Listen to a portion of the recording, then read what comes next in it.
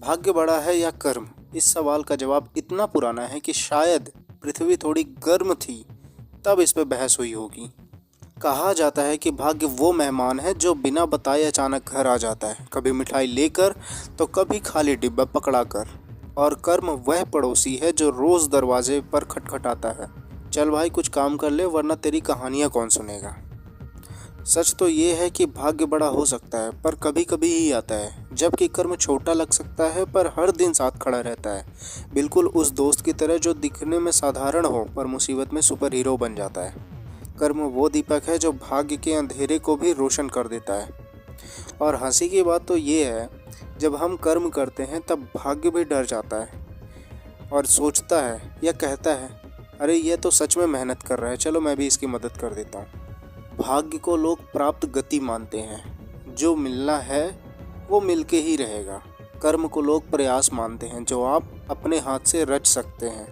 दोनों आपस में वैसे ही जुड़े होते हैं जैसे चाय और अदरक, एक के बिना दूसरे का स्वाद अधूरा। श्री राम का वनवास भाग्य था, पर लंका पर विजय कर्म का परिणाम। अगर वे वनवास में बैठकर केवल भाग्य को दोष देते रहते तो लंका तक पुल कैसे बनता। भाग्य ने रास्ता दिया, कर्म ने सफर। वैसे ही महाभारत में अर्जुन का भाग्य था कि वे महान धनुर्धर बने।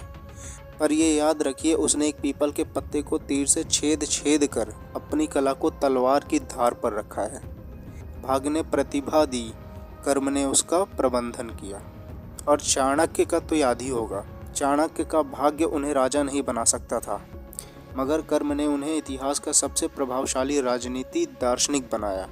उन्होंने भाग्य को देखकर हाथ नहीं मले, बल्कि मालिश करके माटी में से चंद्रगुप्त को उठा लिया।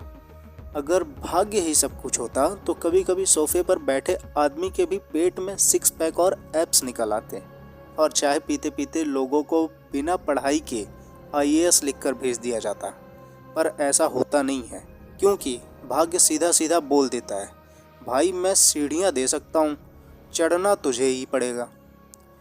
भाग्य सिर्फ संभावना देता है, कर्म उस संभावना को सत्य बनाता है। भाग्य बीज देता है तो कर्म पानी, धूप और धैर्य देता है।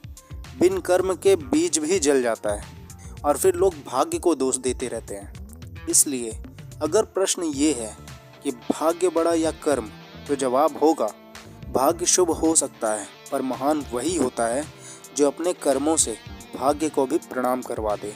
और मैंने पहले भी कहा है, भाग्य राजा है पर कर्म सेनापति। राजा सो भी जाए तो भी सेनापति युद्ध जीत सकता है।